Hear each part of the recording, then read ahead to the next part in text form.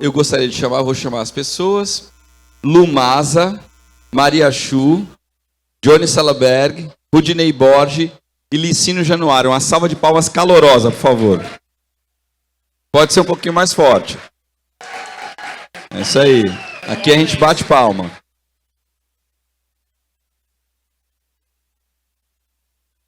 Então, boa tarde a todos, a todas e a todes. É o seguinte, essa mesa, filhos e filhas e filhos, um teatro negro renovado, a ideia de renovado não é a ideia de que começou ontem e, portanto, existe uma renovação. É a ideia de trânsito, de devir. É o mesmo sentido do ainda. Ainda estamos escrevendo a nossa história. Não porque nós não somos a história, mas porque essa história é um devir. Ela é escrita e reescrita milhares de vezes.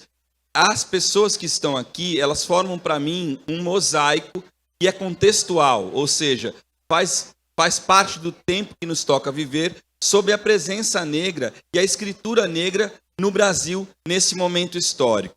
Para mim é um prazer inenarrável, eu sou fã de todas e todos e todas mesmo, isso não é fala. Acho incrível que existam interseccionalidades geracionais de presença, e nem só a presença quando a gente fala diaspórica, porque o Licínio nasceu em Angola, então não estamos falando só da diáspora, está falando desse trânsito que também inclui a África, e a África como um território plural, não a África um monobloco mítico, onde todo mundo deposita seus sonhos e suas projeções, e também todos os seus medos, mas sim um mosaico, onde cada parte ela é única, ela não é redutível uma à outra, e ao mesmo tempo, juntas, elas formam um novo desenho.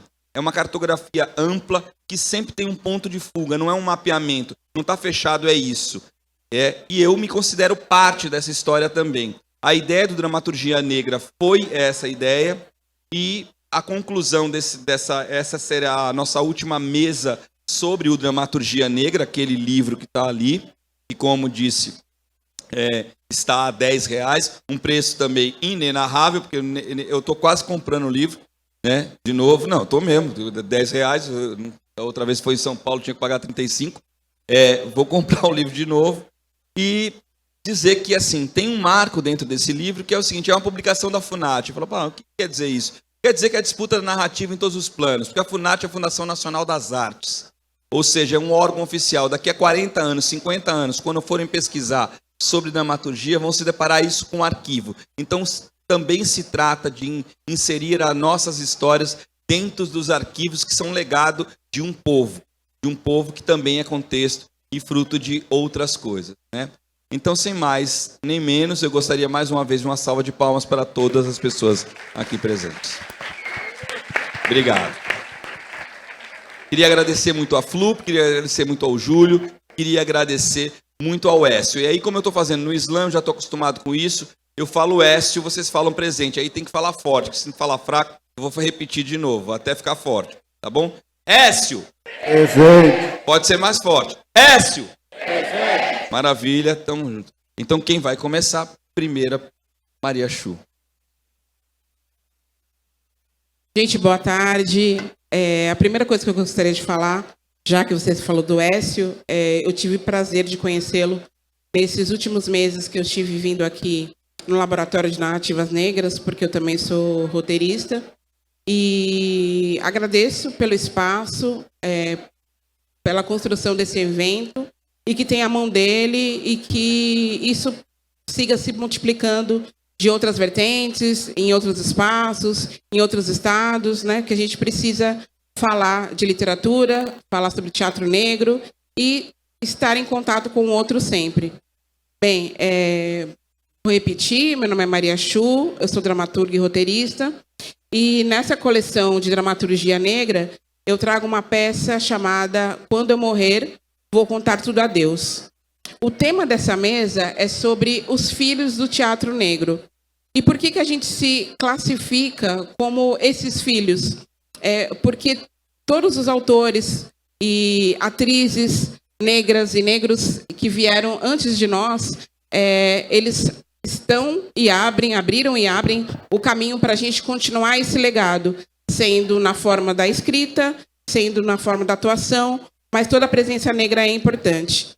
E eu gostaria de falar dessa peça rapidamente, porque cada ator, cada escritor negro que abriu caminho antes de nós, eles trouxeram suas narrativas e conversavam com o tempo.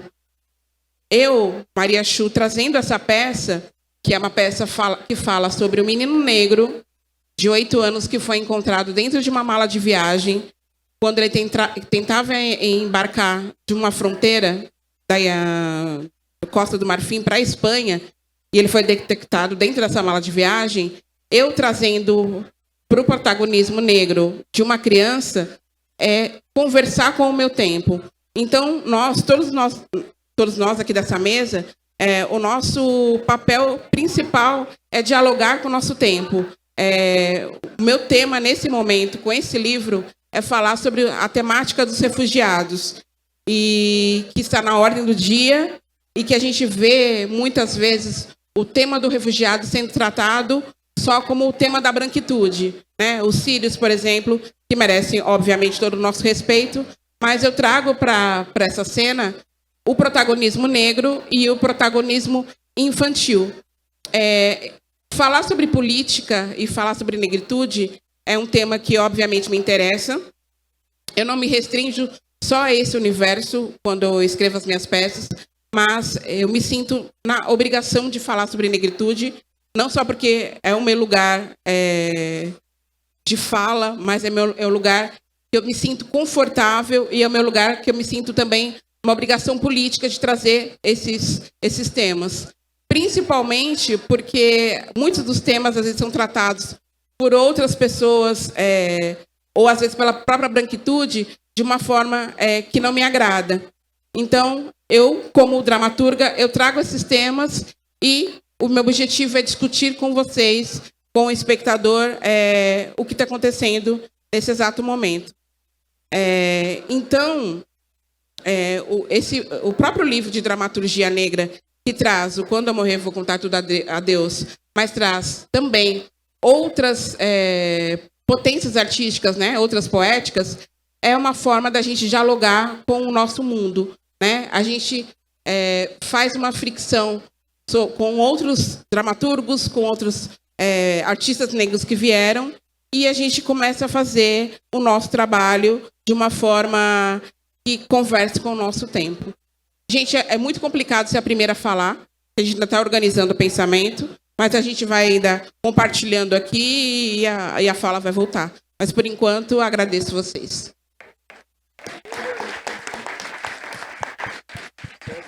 Agora o nosso querido Rudinei Borges, é isso? Boa tarde a todas e todos. É uma alegria poder falar nesse encontro. Eu acho que é um momento raro do teatro, da literatura brasileira, ter uma antologia especificamente de autoras e autores negros. Eu me chamo Rudinei. Eu nasci na Amazônia, nasci no interior do Pará. Talvez eu seja suponho que seja o único dramaturgo dessa antologia que tenha vindo de um lugar tão longe. Eu fico pensando que há mais talvez 5 séculos, o capitalismo estabeleceu a escrita como o seu meio de relação, sobretudo das relações mercantis, comerciais, e a escrita, de certa maneira, ela passou a ser um lugar de privilégio, né, e um lugar de detrimento de classe, sobretudo em relação às pessoas que não sabem ler e nem sabem escrever. Então, o fato de nós, autores afro-brasileiros e afro-brasileiras, conseguirmos chegar a esse lugar da escrita, de certa maneira, passa a ser um lugar, digamos que um lugar de resiliência e um lugar de resistência a um sistema que oprime por intermédio da escrita. Eu só aprendi a escrever e a ler aos 7 anos de idade. A minha mãe, que só tinha a 4ª série no período, naquela época, eu acho 4º ano, foi ela que me ajudou a ensinar a ler e a escrever. Então, a minha escrita ela é muito perpassada por esse lugar da memória e da memória das mulheres e homens negros presentes, sobretudo desses e dessas sobreviventes brasileiros e brasileiras que tentam dia a dia restabelecer o sentido da vida e dar alguma dignidade aos seus filhos. Não é? Então, o fato de eu, aos 7 anos, ter aprendido a ler e escrever e ter me tornado um escritor, isso, de certa maneira, traz um trajeto de muitos brasileiros e brasileiras que são condenados à exclusão, não é? E não se trata de um vitimismo histórico, mas de que o sistema ele é injusto. Né? Então, quando nós, de certa forma, burlamos o sistema e passamos, por intermédio da escrita, a tratar dos nossos temas, a mostrar a nossa cara, a falar das nossas afetividades, das nossas memórias, eu acho que isso é um ato de coragem e um ato de resistência muito preciso e até mesmo, eu diria que um ato até mesmo muito violento pela escrita. Muita gente se pergunta por que, às vezes, a nossa escrita ela é tão nua, tão crua, tão verdadeira, ela é tão honesta, ela diz na cara o que tem para dizer. É porque eu acho que quando nós passamos a escrever, não se trata apenas de um desabafo, não é? Mas se trata de despejar nas páginas de uma maneira muito consciente, mas de uma maneira muito revoltada a tudo que nós passamos, não é? Então, se nós estamos aqui no tempo presente, falando através da escrita, através da dramaturgia, da nossa realidade, do trajeto dos povos negros no Brasil em particular, nós estamos, não nos enganemos, nós estamos também trazendo à tona o passado. No meu caso, trazendo um passado de uma origem afro-brasileira e também de uma origem ameríndia amazônica. Né? E isso está na minha escrita de algum modo, né? Não somente nos temas em que eu trago, mas também nas formas. As canções indígenas, as narrativas indígenas, as narrativas afro-brasileiras, as narrativas africanas, as cantigas africanas, essas formas, essas estruturas de escritas, elas também nos mobilizam a querer, aqui no teatro, escrever de uma outra maneira. Não se trata apenas de ter uma inserção no meio teatral e reproduzir um conhecimento já dado por uma cultura europeia. Isso importa também, mas também de recriar, de refazer, de usar a antropofagia para trazer coisas novas e possibilitar, talvez, esperança por intermédio da escrita.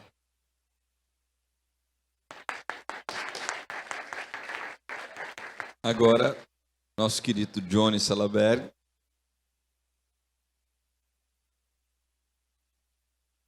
Boa tarde, meu nome é Johnny Salaberg, eu tenho 23 anos, eu sou de Goianás, extremo leste de São Paulo,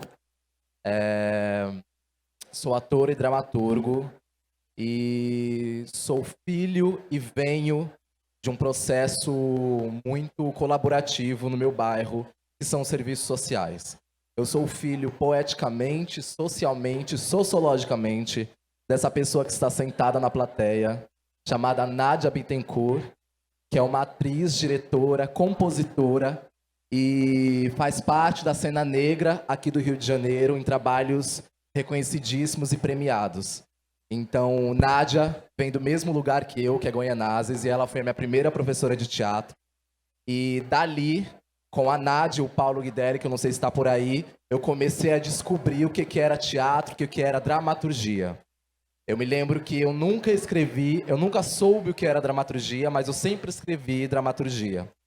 Quando eu tive o acesso, quando eu entrei numa escola de teatro, quando eu finalmente consegui entrar diante de vários nãos em outras escolas de teatro, eu fui ver alguns escritos meus e eu vi que eu sempre escrevi dramaturgia, só que eu não sabia o que era dramaturgia. Eu me envolvi por um processo de atuação minha, para um processo de estudo enquanto ator, de ver como é que funciona uma dramaturgia, poder abrir o texto, rasgar, comer papel, ver como é que eu coloco isso em cena, e aí eu me apaixonei e vi que eu poderia escrever sim, que eu poderia escrever sobre qualquer coisa. O livro que eu publiquei no Dramaturgia Negra, e que eu também publiquei fora, pela editora Cobogó, aqui do Rio de Janeiro, se chama Buraquinhos, ou O Vento é Inimigo do Picumã. É uma narrativa negra, em primeira pessoa, que conta a história de um menino que mora na periferia de Goianazes, que vai comprar pão no primeiro dia do ano, e sofre o enquadro de um policial. Esse menino fica assustado, ele não sabe o que fazer, ele começa a correr o mundo todo. E o policial corre atrás dele também o mundo todo. Dentro desse percurso, ele leva 111 tiros de arma de fogo do policial. É uma nítida referência ao caso dos 5 meninos aqui de Costa Barros, de Rio de Janeiro, e ao massacre do Carandiru em 92, lá em São Paulo. Então ele leva 111 tiros durante toda a dramaturgia, e não se sabe se ele chega em casa, se o pão chega em casa, se a lembrança chega em casa, se o corpo chega em casa. Ao longo do caminho, ele vai perdendo os órgãos dele, vai perdendo os pães. Então, os órgãos que ele vai perdendo, ele vai trocando pelos pães que estão dentro da sacola. É um texto que fala sobre o genocídio da população negra através do realismo fantástico. E por que eu trago um pouco do realismo fantástico? Porque quando me foi apresentada a dramaturgia, me foi também apresentado a possibilidade de cura, a possibilidade de resistência através da arte, e que eu poderia, sim, falar sobre o que eu passo, eu poderia sim denunciar através da minha pesquisa, da minha escrita, mas de uma forma poética, né? Eu me lembro que a minha primeira professora de dramaturgia, ela disse assim: a gente só fala da doença, mas precisamos, a partir de agora, também falar da cura. E eu acho que é um processo eterno a gente procurar o que é essa cura. No meu caso, foi uma tentativa de trazer um pouco essa cura, que é dentro do realismo fantástico. Então, a partir do momento que esse menino está no bairro de Goianazes, com uma sacola cheia de pães nas mãos, com um policial que corre atrás dele o tempo todo, e ele sobe em cima dos fios, ele corre em cima dos fios de alta tensão, em cima dos postes, vai para a nuvem, desce dentro do esgoto, sai em outro lugar. Ele passa por vários países da América Latina e da África. Dentro desses países, ele vai encontrando arquétipos sociais que vão ajudando ele a costurar os acontecimentos da história, né? Então, ele vai para o Haiti, ele encontra uma haitiana que costura os buracos dele. Ele vai para o Nairobi, ele encontra uma outra personagem que empurra ele para poder chegar em casa. Então, essa foi a maneira que eu encontrei dentro do realismo fantástico para falar sobre a denúncia do genocídio negro.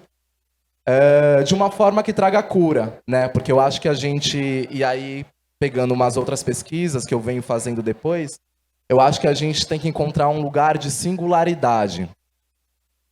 O que é que não foi feito antes, mas não pelo viés do que é que eu vou fazer como prioridade, mas o que é que não foi feito? Como é que eu posso trazer a cura, né? Se eu estou fazendo teatro para a pessoa branca e a pessoa branca não quer me ouvir, como é que eu faço para poder chegar até ela? Eu me lembro quando eu estava na escola, eu sou da Escola Livre de Teatro, é uma escola que existe há 30 anos, na cidade de Santo André, onde Nádia é aluna também, foi aluna, inclusive alguns autores do livro foram alunos de lá, alunos e alunas. E nessa escola eu sempre ouvi que eu teria que colocar a poesia primeiro, antes da resistência e da denúncia. Sempre me foi cobrado um pouco de poesia, um pouco de leveza, né? E aí eu comecei a pensar como é que eu fazia para poder chegar no outro, para poder chegar no interlocutor, mas colocando a minha vivência, né? E aí eu comecei a descobrir essas sementes de cura que eu tento colocar na escrita, né? O texto ele nasceu lá em São Paulo, ele ganhou a 4ª mostra de dramaturgia do CCSP. Ele estreou lá no CCSP, né? Eu fui o primeiro dramaturgo negro da mostra a ganhar a dramaturgia.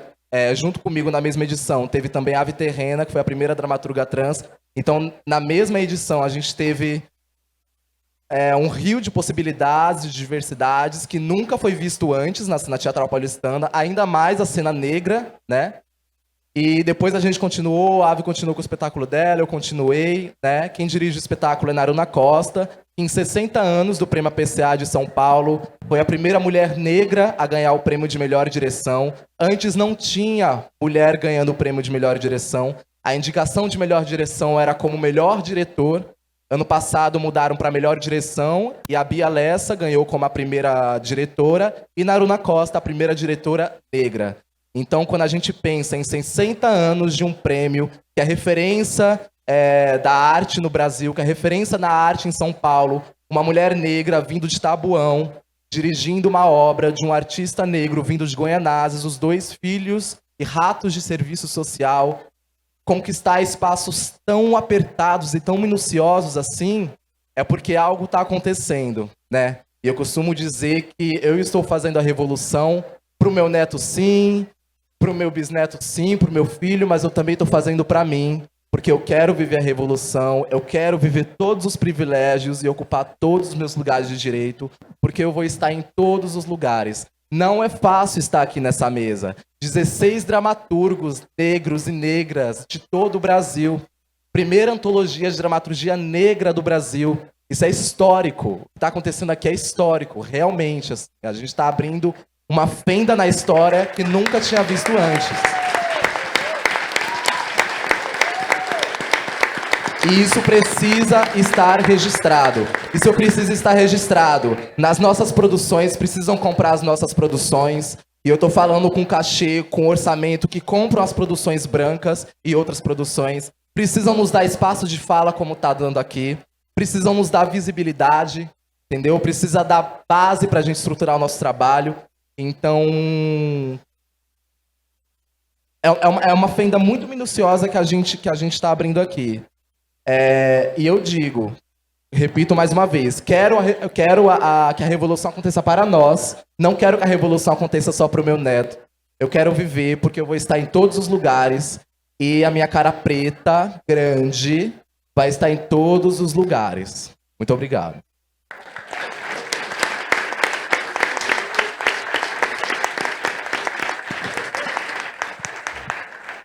Depois dessa esfuziante apresentação, que eu me emocionei várias vezes, vamos passar aqui para a nossa querida Lumasa. Eu ia falar, não, mas deixa...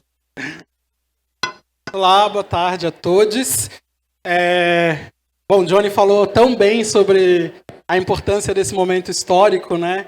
E eu acho que o que a gente faz com a nossa dramaturgia é, de alguma forma, dar conta desse momento onde existe uma revolução social acontecendo, e graças a essa revolução social que vem acontecendo nos últimos tempos, iniciou-se um processo de retrocesso onde é tentado impedir que o progresso aconteça, né? Mas o progresso, ele acontece de qualquer jeito, né?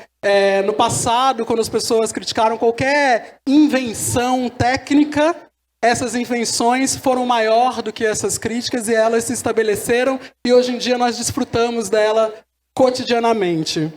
Nós, como seres humanos, não somos tecnologias, mas durante muito tempo nós fomos vistos como objetos. Muitos de nós, pessoas pretas, não éramos considerados seres humanos até pouco tempo. Se a gente voltar 1,5 século, nós não estaríamos aqui, vocês não estariam aí, nós estaríamos numa outra realidade. E é importante a gente lembrar desse lugar, não de onde a gente veio, mas de onde nos retiraram e nos colocaram. Esse lugar de segregação, de escravização, de não humanidade. A minha preocupação sempre ao escrever um texto hoje é em buscar humanidade na representatividade de indivíduos que não foram vistos como humanos ao longo do percurso da história. Eu própria, como uma mulher, como uma pessoa preta e como uma pessoa trans, não sou humana ainda hoje para muitas pessoas, em muitos lugares, em muitas condições, né? A minha existência, o tempo inteiro, é questionada como uma patologia, é questionada como uma excentricidade, é questionada como pouca vergonha, é questionada como várias coisas, me tirando sempre do aspecto humano. Da mesma forma, os meus personagens, quando eu coloco em cena, seja no teatro, seja na TV, a ideia é sempre trazer humanidade para essas existências. Então, quando eu pergunto, mas qual é a importância de ter tantos personagens negros? Qual é a importância de ter tantos personagens trans? Qual é a importância de ter tantos personagens cujas identidades estão em primeiro plano? É importante porque essas identidades eram inumanas até pouquíssimo tempo. E enquanto a gente não naturalizar a presença e as narrativas dessas vivências, elas não serão humanas. Enquanto a gente não vê no teatro, na televisão e principalmente na mesa de café da manhã da nossa casa, esses diferentes corpos e essas diferentes identidades coabitando a nossa existência, nós não seremos humanos. E não existe, na minha concepção, meia representatividade. O teatro que é só negro não me interessa, o teatro que é só trans não me interessa. Assim como o teatro que é só branco nunca me interessou e nem se interessou por mim. Então, buscar trazer fala, né, e privilegiar esse lugar para diferentes pessoas que até então não eram contadas narrativamente como seres humanos, e sim como empregados, escravos, destituídos de narrativa, destituídos de passado, destituídos de afetividade, de relações amorosas, familiares. Começar a trazer esses personagens para o centro de histórias onde eles têm uma humanidade completa, é trazer para o imaginário as nossas existências e naturalizar as nossas presenças. Então, hoje eu acho fundamental, né? Eu sempre digo assim, como alguém no Brasil hoje entra numa sala, qualquer sala, isso inclui uma sala de espetáculos, como alguém entra em uma sala só com pessoas brancas no Brasil e não se retira imediatamente? Como alguém consegue entrar numa sala, em qualquer sala do Brasil, onde só existam pessoas brancas e continuar neste ambiente? Como é possível dizer que há empatia, que há solidariedade, se você acha natural, se você acha normal, se não te incomoda, se não te comove, se não te causa repulsa, ojeriza, se não te causa vômito, estar num espaço onde só hajam pessoas brancas? Como não te incomoda operar, trabalhar, vivenciar espaços de poder, espaços de criação coletiva, onde as direções, as decisões são tomadas por chefes brancos? Como a gente continua existindo nesses espaços sem trazer, de fato, uma preocupação? E essa transformação que a gente carrega aqui, vejam bem, essa não é uma responsabilidade nossa. Essa é uma responsabilidade da branquitude. Essa é uma responsabilidade da cisgeneridade. Porque são essas pessoas que nos segregam e que nos tiram. Então, quem deveria fazer o livro da dramaturgia negra eram pessoas brancas que deviam fazer isso. Não a gente. E a gente tem que também começar a pensar que a identidade que a gente tanto discute, né? Eu trabalho nos últimos anos, o tempo inteiro, com os temas identitários, essa é a minha pesquisa, esse é o meu ativismo social. Mas como a gente vai discutir essas identidades sem problematizar a principal identidade que causa problemas estruturais em qualquer sociedade, que é o homem branco? Quando a gente não entender que o homem, que a branquitude também são identidades, que aqueles livros que vocês pegam de dramaturgia brasileira, que eram publicados antes desse, não são de dramaturgia brasileira, são de dramaturgia branca brasileira. Esqueceram de colocar o adjetivo. O adjetivo não pertence só a mim. Não sou eu só que sou uma mulher negra trans. Não, uma mulher branca cis, um homem branco cis, isso também são indicadores. E esses marcadores que definem a identidade dessas pessoas precisam também ser discutidos, precisam também ser problematizados, porque senão a gente fica numa discussão interna que nos empodera, o que é maravilhoso, mas não transforma a estrutura social de verdade. A gente está vivendo um momento em que estão tentando fazer com que nós voltemos. Nós voltemos para o pelourinho, nós voltemos para os armários de gênero e sexualidade. A tentativa é o retrocesso. A gente está numa publicação que é assinada por uma instituição, por um órgão público, que recentemente censurou um espetáculo justamente que discutia questões de gênero, questões de identidade. Então veja, esse livro que é tão marcante e histórico não pode ser o final, ele é só o começo.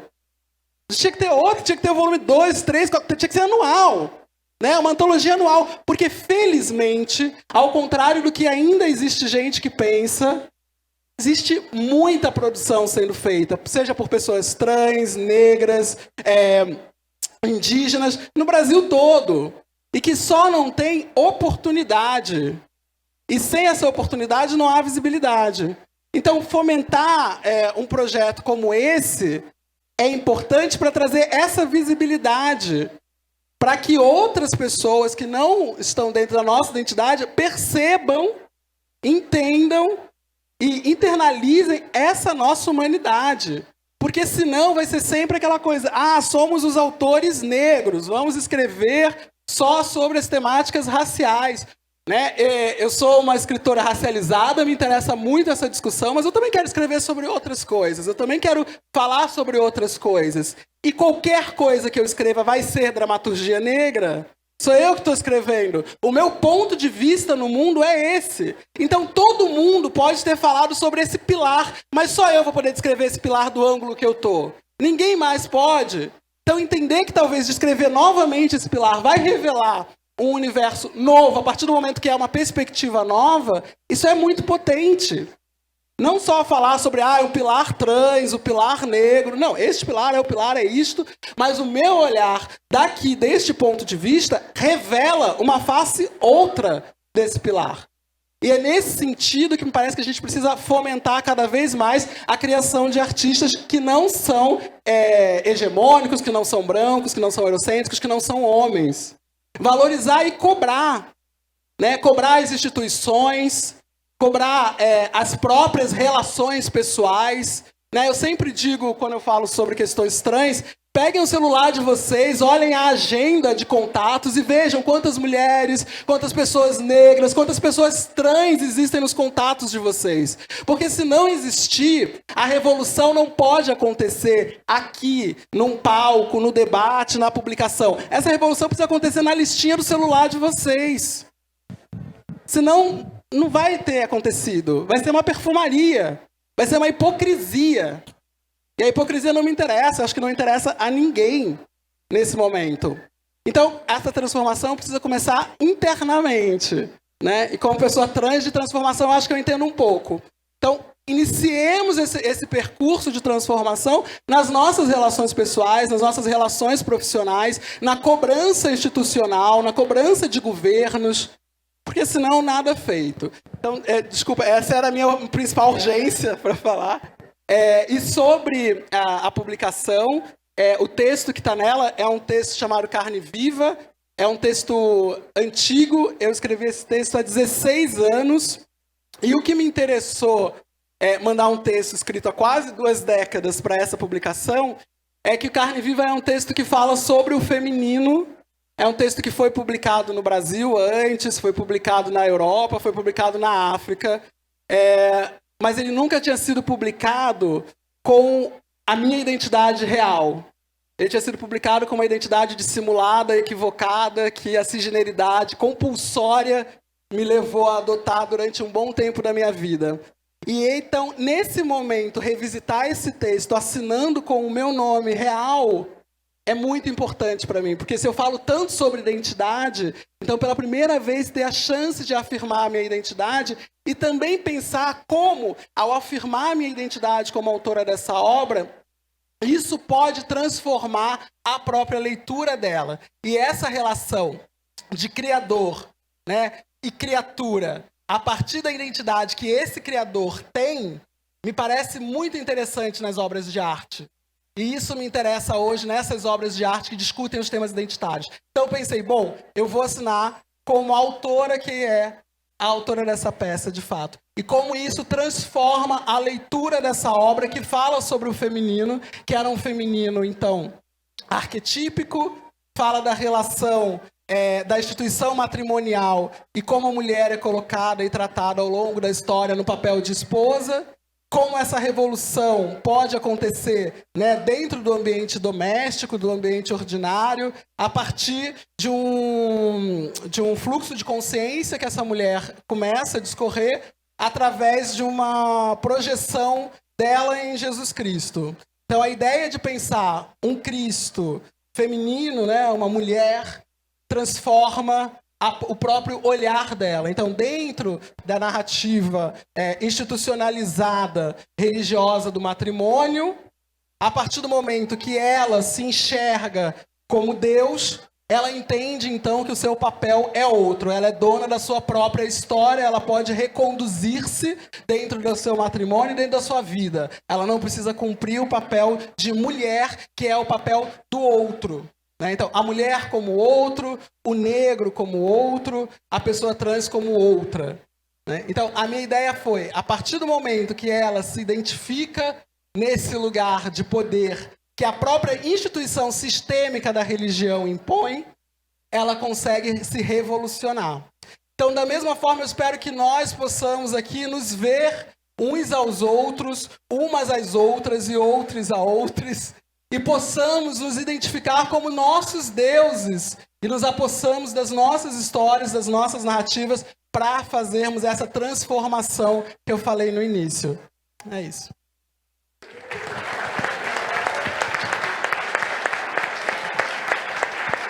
Muito bom. Como a Lu não falou, agora eu vou falar. A Lu foi a primeira diretora negra trans a dirigir uma peça dentro do Teatro Municipal da cidade de São Paulo, que ele por si só, e uma peça também com outras atrizes, performances trans. O que, vocês já entenderam, mas a dimensão histórica disso é um negócio gigante, né? É o Teatro Municipal da cidade de São Paulo, e não precisa dizer que a arquitetura é colonial, é racista. Você não precisa explicar essas coisas, porque vocês têm um Teatro Municipal do Rio de Janeiro aqui também, né, que dá para entender.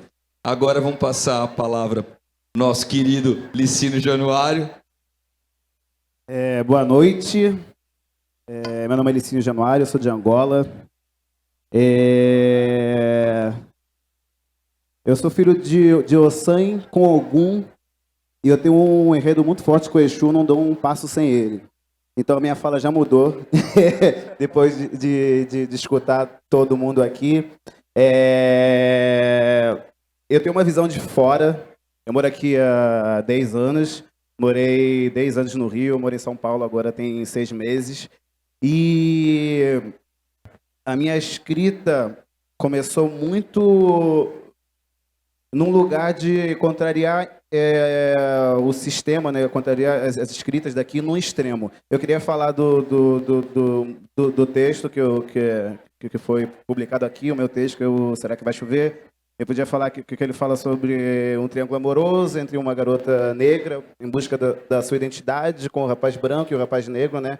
O conflito em volta disso, mas eu quero falar de um outro lugar. Eu sou uma pessoa muito ambiciosa. Eu sou uma pessoa extremamente ambiciosa e, com o meu olhar de fora, logo que eu cheguei aqui, eu sou de Angola, mas eu já morei na África do Sul, já morei em Portugal, na Namíbia, então eu vivi, né, o ser negro em diferentes espaços, né? E eu consigo analisar as diferenças dos processos, né, nesses diferentes espaços. Muhammad Ali falou uma vez em uma entrevista que as ações dos negros americanos elas iam gerar consequências nos negros espalhados pelo mundo inteiro, né? E eu acredito que isso de alguma forma essa conexão de alguma forma enfraqueceu, né? Eu vejo que os países foram muito para caminhos diferentes. Para mim o Brasil é um ponto muito estratégico em relação ao povo negro, né? E eu vejo uma necessidade muito grande do povo negro vencer aqui para que isso cause efeito na África também, nos países africanos e na América. E eu, sendo bem sincero, eu posso dizer que nenhum branco vai resolver isso, nenhum branco vai resolver isso. Passinho de formiguinha não vai resolver. Passinho de formiguinha só nos mata a cada dia, né? E sendo continuidade, eu sempre busco alcançar um lugar acima do que os meus mais velhos alcançaram, né? Eu posso dizer que a gente precisa urgentemente dominar as grandes mídias. A gente precisa urgentemente dominar as grandes mídias, o cinema e tudo mais. Netinho de Paula abriu um canal de televisão, né, há um tempo atrás, que não durou muito tempo, não sei quantas pessoas sabem disso. Pode levantar a mão quem queira sentir. É isso que acontece. A gente não consegue falar com a grande massa. Enquanto a gente não conseguir falar com a grande massa, a gente não vai avançar. A gente vai continuar morrendo. E a gente vai conseguir falar com a grande massa quando a gente dominar o audiovisual, as grandes mídias. Os brancos não vão deixar a gente dominar as grandes mídias, porque a gente, estando no lugar que a gente está, é favorável aos brancos. Então eu digo, essa conexão com as diásporas, ela precisa ser reafirmada urgente. Ela precisa ser reafirmada urgente. Eu saí daqui, eu estou morando em São Paulo, porque eu vi que aqui não ia rolar mesmo. Tenho roteiros e roteiros escritos, já apresentei para Netflix, já para outros players também, e houve aquele papo, pô, vamos assinar, pô, é muito massa, então não sei o que, mas não assina. Eu conheço vários roteiristas negros que estão nessa correria de vender os seus roteiros e são sempre negados, né? E aí eu vejo aquela fala de, mas é assim mesmo, os nossos avós e pais sempre diziam que a gente tem que ser 3 vezes melhor que os brancos. Isso é mentira, tá? Isso é mentira. Eles não deixam a gente acessar nesse lugar porque a gente pode dar uma volta por cima, porque a gente pode mudar as coisas. Então, eu nem sei nem se eu podia estar falando isso, mas nesse momento a gente está trabalhando junto com o pessoal de Angola e dos Estados Unidos para trazer um streaming preto para o Brasil, um streaming que se propõe a falar com o povo, né? Mas para a gente não passar pela mesma coisa que o Netinho passou, a gente vai vir com um processo mais como é que eu posso, mais agressivo, né? Estudando as ações deles, né? Questão de mídia, de divulgação e tudo mais, para que isso não aconteça. Quando eles perguntar, aí, vocês conhecem aquele canal que tem conteúdo preto, que fala sobre a gente, e tipo 3 pessoas levantarem a mão.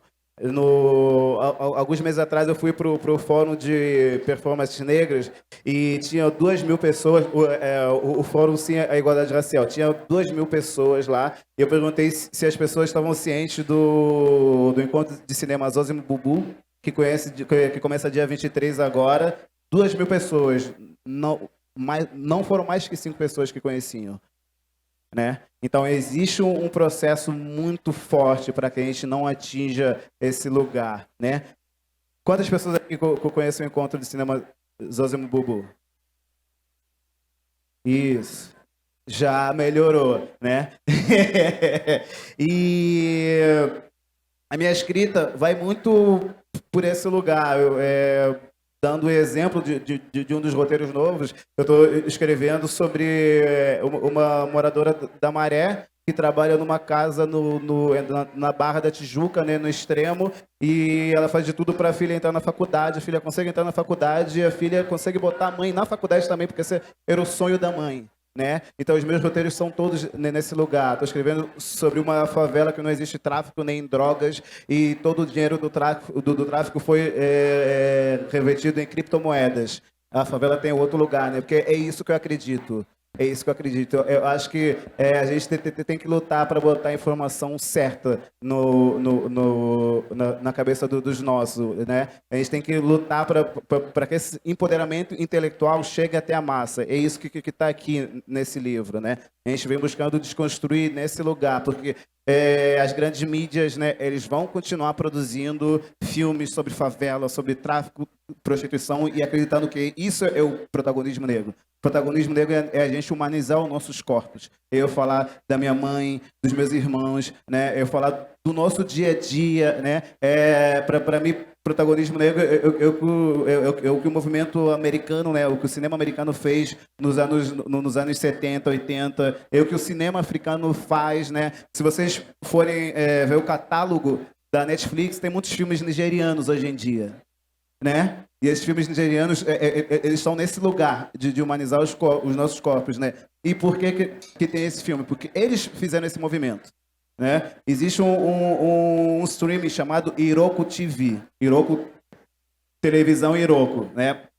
Que eles criaram no mesmo tempo que a Netflix. Eles potencializaram o cinema africano e a Netflix hoje em dia compra os filmes dessa galera, né? Então, para mim, é esse processo que a gente deve trabalhar, senão a gente vai continuar morrendo, senão a gente não vai levar a informação certa para os nossos. E a gente precisa mapear os nossos movimentos. Eu fui para Salvador, eu estou morando em São Paulo, e eu vejo que aqui no Rio existe um processo muito forte, porque aqui é a grande Hollywood, né? Aqui é a grande vitrine do país, né? Existe um processo muito forte para acabar com o nosso protagonismo, para acabar com o protagonismo das nossas ações, né? O samba é preto, a capoeira é preto, o jongo é preto, é tudo preto, mas o dinheiro está na mão dos brancos, né?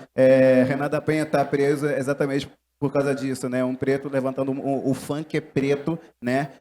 Um preto levantando um movimento, né? 100% sustentável financeiramente, eles vão lá e cortam, né? A gente precisa estar atento a isso.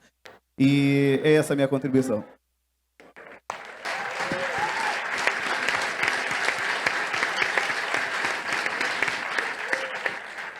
Maravilha, como vocês devem ter percebido, quando eu falei que cada um era um mundo, vocês viram que cada um é um mundo mesmo, né? Então, cada um é um mundo, tem a poética, nenhuma poética pode ser reduzida umas às outras, então essa história de a gente pensar nas escrituras negras plurais é uma realidade, não precisa nem ser muito rigoroso com isso. Isso é uma realidade, não é um monobloco. Não existe uma única visão do que é a negritude ou a presença negra no Brasil nesse momento histórico.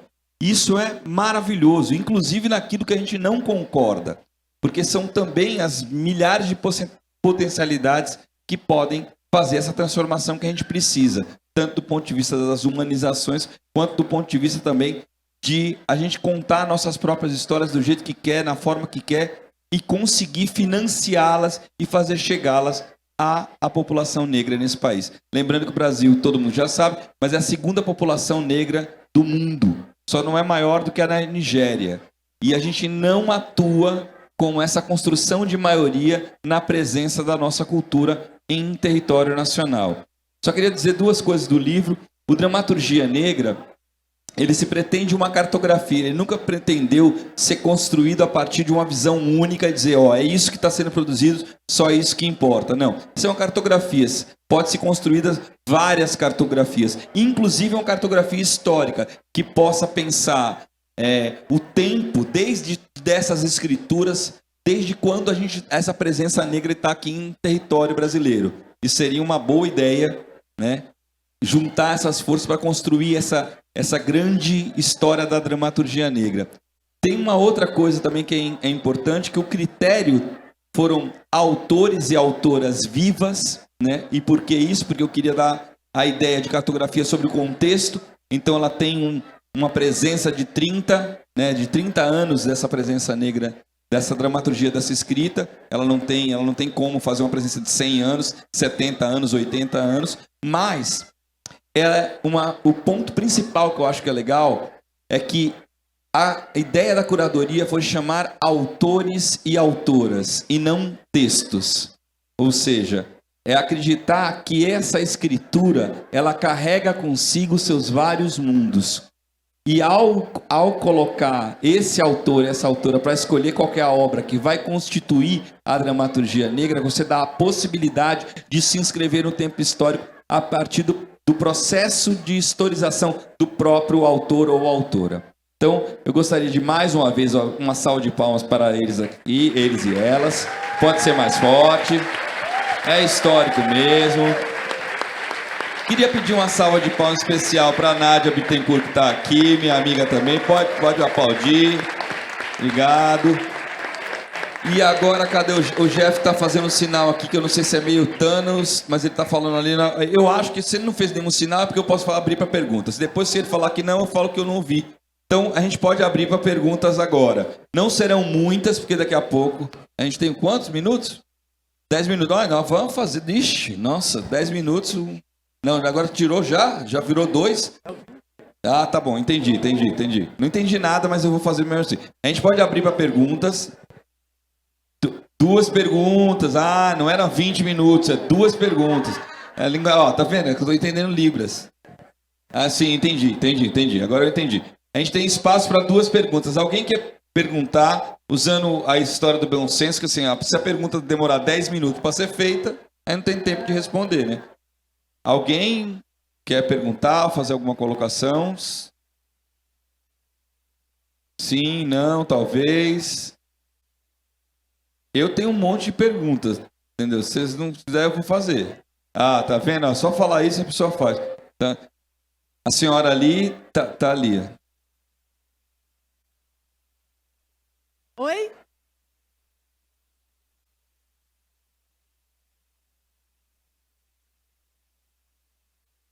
Oh, boa noite já, eu acho. Me chamou muita atenção a tua fala. Como é seu nome? Lu, Lu, me chamou demais a atenção. Porque eu vi que você tem um engajamento. E você tá assim, mergulhou fundo naquilo que você acredita. E aí, como eu estou velha, aposentada, trabalhei muitos anos na área social, o que te leva a isso, num país tão perverso, cruel e desumano como o nosso? urgência, muita urgência, autoconsciência, que é o que me permite entender o lugar que eu ocupo, entender que lugar gostariam que eu estivesse e entender que para que eu ocupe outros espaços eu não posso estar só. Então é preciso abrir as portas, uma vez que eu atravesse a catraca, liberar todas as catracas para todo mundo entrar, para todo mundo invadir os espaços de poder, para todo mundo tomar posse dos espaços que lhe foram retirados. Então, a partir do momento que essa urgência começou a me movimentar, a entender que não me bastava só escrever as histórias que eu queria escrever, mas sim que isso fosse serviço para liberar essas catracas todas, a partir disso a paixão veio. E aí sim, é muito, acho que é uma fala sempre muito apaixonada, porque ela é muito urgente. Eu, como uma travesti preta, posso ser assassinada quando eu cruzar a rua. Então eu não sei quanto tempo eu tenho. Talvez essa seja a minha última fala. Então ela precisa ser muito apaixonada.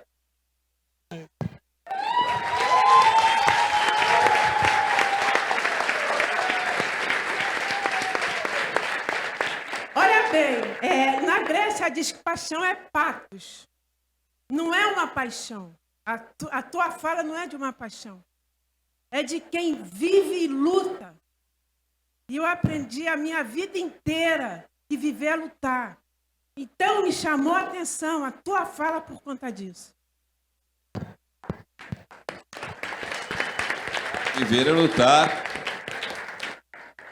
Me lembrou uma anedota, mas não vou falar depois. Não, eu vou falar agora, já que eu falei, vou falar um negócio. O Samora Machel, sabe? O Samora Machel, presidente de Moçambique, ele tem assim: a luta continua. E é uma frase que a gente repete o tempo inteiro. A luta continua. Só que a gente não tira do discurso do Machel, quando ele lança esse bordão, ele logo depois fala assim: contra o quê? A luta continua. Contra o quê? E aí ele vai desfilar uma série de adjetivos. Então é isso, a vida é luta contra o quê, né? Essa qualificação. A gente tem um espaço para mais uma pergunta, que depois a gente vai preparar aqui tudo para a mesa a mesa, entrevista, conferência da Patrícia Hill Collins, que vai ser logo depois. A gente vai ter um pequeno intervalo depois da nossa mesa aqui. Alguém desejaria fazer uma colocação, uma pergunta? Boa noite a todos, meu nome é Rosânia, sou assistente social e eu achei muito, assim, eu saí de casa hoje muito triste com toda a conjuntura. E o Johnny falando sobre os serviços sociais, né, essa política tão precarizada que a maioria da população negra acessa, e ele ser um fruto disso me fez muito feliz. Eu vou retornar para casa muito feliz. Porque, assim, nós saímos de casa, nós assistentes sociais, para manter nosso povo vivo. Vivo. Enquanto nós estamos falando, um jovem está sendo morto. Uma transvesti está sendo morta. E ninguém olha. Então, fico muito feliz por essa mesa hoje.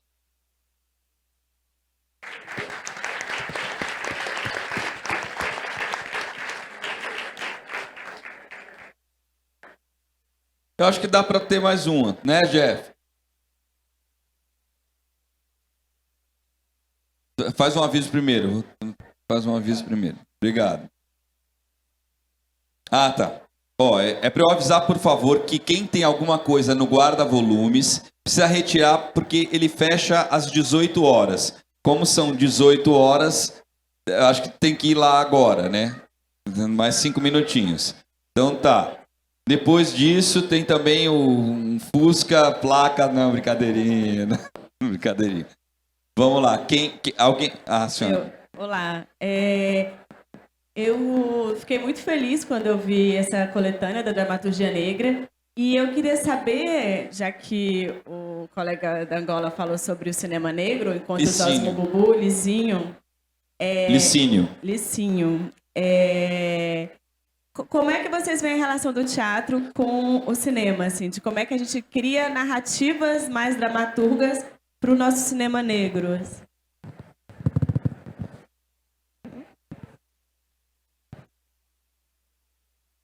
Como a gente... Eu não entendi a pergunta.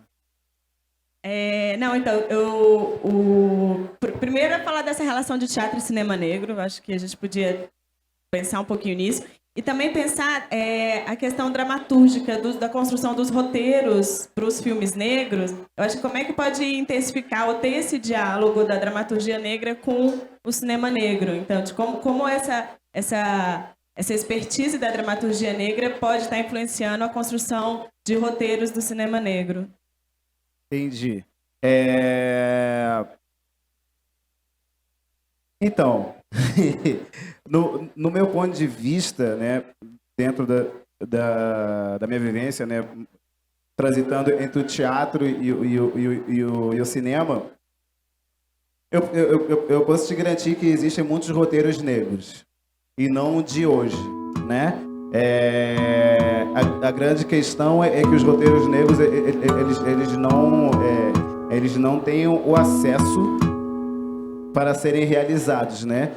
Agora que está tendo um movimento, né, que isso está crescendo com o tempo, né, em passinhos de formiguinha, e ao mesmo tempo eu posso dizer que existe um movimento de cinema negro muito grande, né? De Zósimo Bubu, Joelzito, Luiz Antônio Pilar, né? Eu acho que a grande questão, o que eu falei, é a questão do acesso, né? A gente não tem um acesso ao cinema, assim como a gente consegue ter uma certa liberdade no teatro, né? Porque teatro, se a gente não conseguir uma pauta, eu faço teatro na rua. Eu comecei a fazer teatro na rua, aqui atrás, inclusive aqui atrás, na Pedra do Sal, né? Eu não consegui pauta pro meu primeiro espetáculo, que é exatamente esse que está aqui, e a gente fez o espetáculo na rua, né? E daí a gente começou a conseguir outros acessos, né? E é isso. Eu acho que a gente tem grande contribuição. A gente tem grande contribuição nas duas áreas, né? Só que os acessos são diferentes. Só queria fazer mais uma contribuição. É o seguinte, eu sou roteirista também, e eu acho que são 3 frentes, né? Acho que a primeira frente, e políticas públicas que possibilitaram a jovens, meninas e meninos, né, acessarem a universidade para estudar cinema, por exemplo, que era uma coisa que não se estudava. Não tinha possibilidade de estudar, oportunidade, que é um curso caro, que a gente sabe também. E só a partir desse conhecimento é que muitos cineastas, jovens e não tão jovens cineastas, conseguiram acessar esse mercado para produzir os seus próprios filmes, seus curtas-metragens. E que isso também, assim como essa antologia, é uma revolução. Então, acho que essa é a primeira frente, né? Políticas públicas que possibilitaram essas pessoas a cursarem universidade de cinema, por exemplo. Eu vou falar da minha experiência. Eu sou dramaturga, né? Por isso estou nesse espaço. Mas, assim como a Lu também, a gente não está migrando para o cinema, mas a gente está abrindo um braço para o audiovisual também. porque a gente entende que não só a gente precisa estar no teatro, reiterando a fala do Johnny, de estar em todos os lugares, mas, assim como Luma Asa e eu, estamos também acessando este lugar do cinema. Para mim, particularmente, ele só foi possível graças também a uma bolsa de roteiro que eu tive a oportunidade de estudar numa instituição que tem aqui no Rio também, que é a AIC, e fiz um curso em Cuba. Os dois via bolsa. Então, e por que isso eu falo dessas políticas? Porque, infelizmente, a população negra não é com a gente que está a maioria do dinheiro. E a gente tem que lutar mesmo por essas políticas para que a gente acessar esses lugares, acessar esse conhecimento. A minha experiência são 2 séries na Netflix. As 2 são inéditas, mas já agora em 2020 elas estreiam. Não sou a criadora da série, mas estou ali como roteirista. E assim como a Lu falou sobre o lugar de humanidade, nós, roteiristas negros, que estamos em projetos de criadores brancos, nós não só emprestamos o nosso talento criativo para compor uma nova história, mas a gente está lá também, felizmente e infelizmente ao mesmo tempo, é muito confuso esse lugar, de estar num lugar de defender esses personagens negros, de trazer a humanidade, de trazer camadas para esses personagens. E é um ativismo criativo, é um ativismo dramatúrgico de estar nesses espaços. Então, mesmo quando a gente vê, às vezes, um produto e que eu não gostaria de ver, por exemplo, um personagem negro que seja bandido, que é repisar estereótipos, mas muitas vezes o audiovisual branco coloca essas pessoas negras nesse lugar do bandido, da empregada, esses estereótipos todos que a gente conhece. Quando eu estou nesses espaços, a minha tarefa é não só criar camadas para esse personagem, mas humanizá-los e trazer complexidade para eles. E, por exemplo, ainda que seja um vilão, como, sei lá, o Dr. House, que a gente vê, que é um médico sem escrúpulos, as pessoas gostam de assistir porque ele tem camadas. Porque às vezes ele faz uma coisa boa, às vezes ele faz uma coisa ruim, ele é complexo.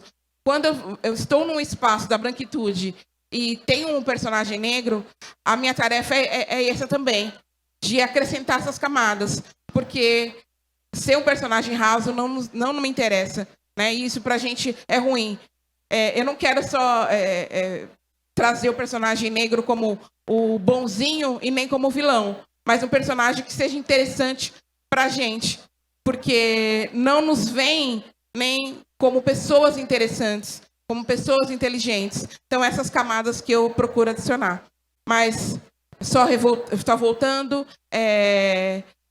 espaços como, acho que o próprio laboratório de narrativas negras que teve aqui nesse espaço, da parceria da FLUP e da Globo, são maneiras de furar a bolha. Talvez a gente acesse esses espaços, se aproprie do conhecimento que nos é ensinado, não só nesses espaços, mas escolas de teatro também, e que, a partir desse conhecimento que a gente busca, construir a nossa narrativa, a partir do nosso jeito.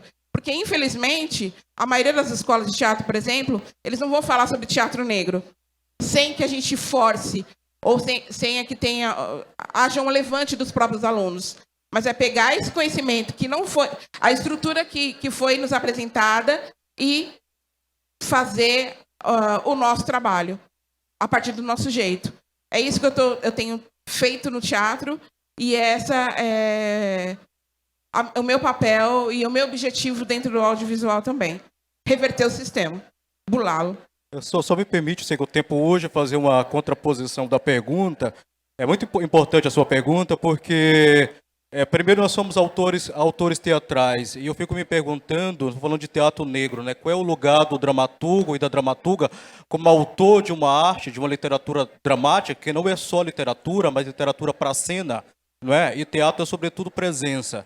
E o que eu tenho visto muito nos cursos de dramaturgia, aí São Paulo afora, Rio afora, é uma preocupação muito grande dos novos autores e autoras é de uma certa roteirização da dramaturgia, no sentido de que parece que a escrita para o teatro é apenas um degrau para um patamar maior, que é o audiovisual.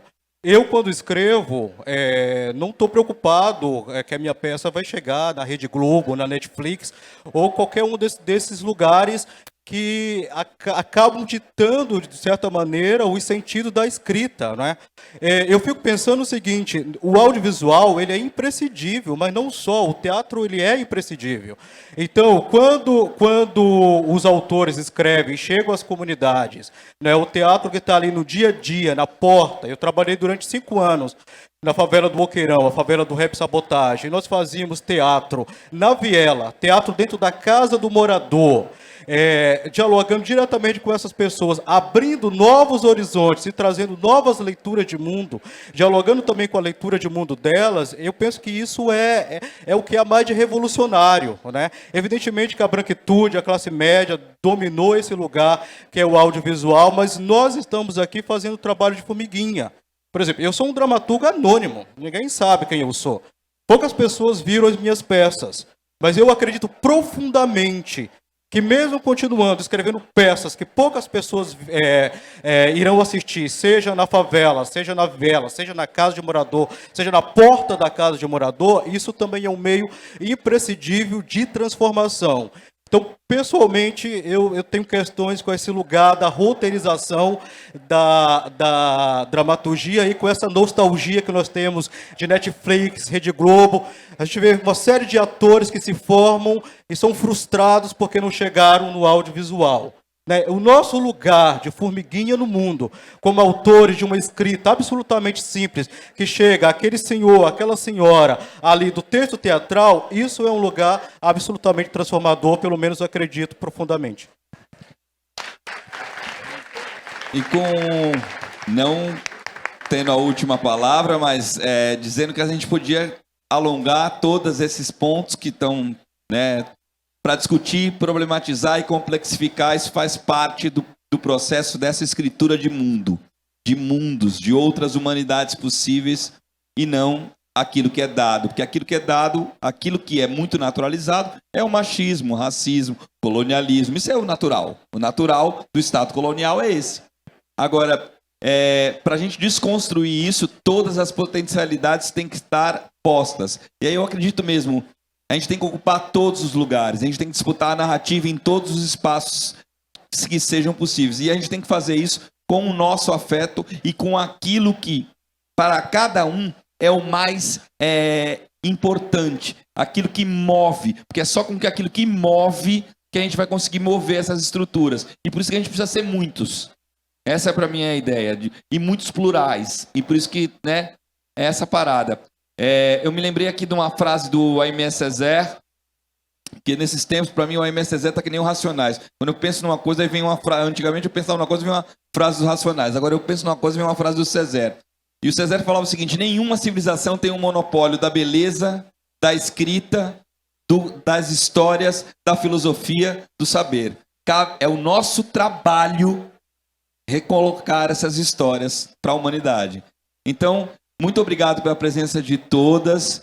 Muito obrigado por essa mesa maravilhosa. Lu, Johnny, Maria Chu, Rudinei, Licínio. Dizer que é um prazer inenarrável. Queria agradecer mais uma vez ao meu parceiro aí que fez a parada aí comigo, Júlio Demir, e agradecer a Flup. Assim a gente encerra essa série de 3 mesas. E eu realmente, é óbvio que eu também não poderia pensar de outro jeito. Eu acho que isso é um momento histórico, sim. Existem outros? Existem, claro. Esse é só mais um. Mas ele é um momento histórico. Muito obrigado pela presença de todos vocês.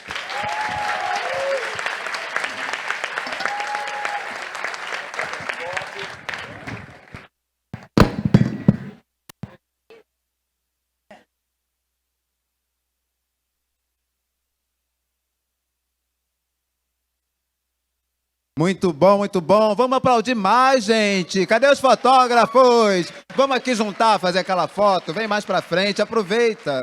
Chega mais aqui na luz. Cadê? Fotografem, aproveitem. Ah lá, todo mundo, muito bom. A fotógrafa tá lá, tá vindo, as duas maravilhosas. Isso, eu tinha que estar falando, mas eu vou ficar na foto, que eu não sou boba.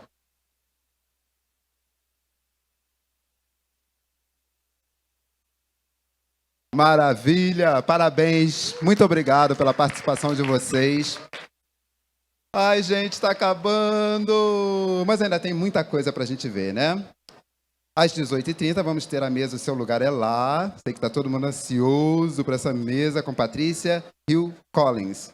Às 7h nós vamos ter lá no auditório um coletivo Madalena Anastácio. E aí a gente tem que pegar a senha. A partir de 6, ali em frente ao elevador, já pode pegar a senha para o lançamento do livro Teatro das Oprimidas, Estéticas Feministas para Poéticas Políticas, com Eloaná Gentil e Raquel Nascimento.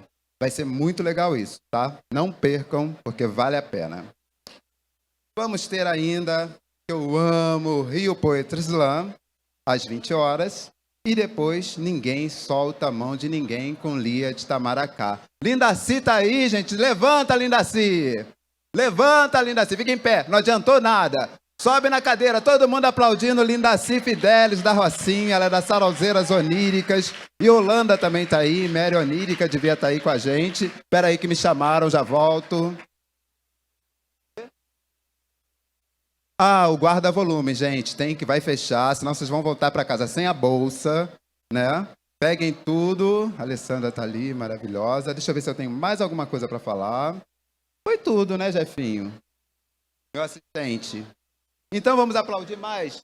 Pessoal da tradução em Libras, aplaudir os técnicos, tradução simultânea. Ui, caiu meu papel. Aplaudir o câmera, que eu amo, que me dá close. Aplaudir o pessoal do som. E daqui a pouco eu tô voltando. Não, faltou o principal, né, gente? Mais aplauso para minha saída triunfal. Barulho, barulho, barulho. Aplaude, Ruth. Obrigado. Eu me sinto máximo. Naomi Campbell.